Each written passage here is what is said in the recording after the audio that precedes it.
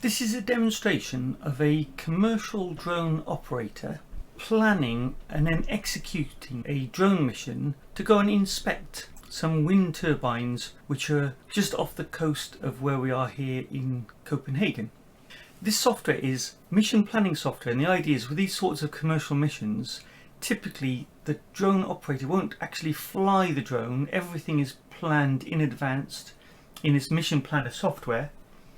The mission is then executed, and they might do this as a repeated exercise. When we move from planning to the execution, there's a set of pre-flight checks, and this is where we're integrating it into network APIs. So you can see it's doing a cellular coverage check, it's doing a feasibility check against the particular service it wants to have. There's a number of other checks that you have to confirm, and finally there's what we call a cellular readiness, which is actually ordering the 5G slice for this drone flight.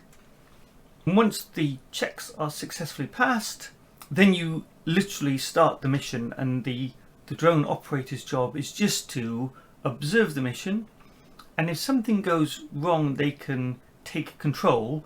But in a normal operation the drone would fly completely automatically along the preset flight path. And of course for this demo I'm actually using a simulator drone. This is showing the simulator drone in the simulated drone environment, but the drone is flying completely autonomously towards the intended mission. So that's the use case. While it's flying, let me talk you through what's actually going on behind the scenes. So what we're using today is we're using this software called Q Ground Control, and this is one of the projects within the Linux Foundation Drone Code project. And the Linux Foundation has a number of open source projects for drones. And so there's an autopilot. This is the actual software which sits on the inside the drone in the microcontroller. There's a standard for the communication mechanism between the drone and the ground station.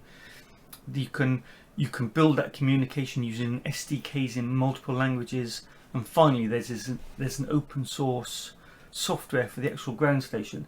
And because it's open source, we've been able to take that open source code and integrate into the checklist feature that it has to actually call the network APIs and to exercise the coverage checks and ordering for our mission.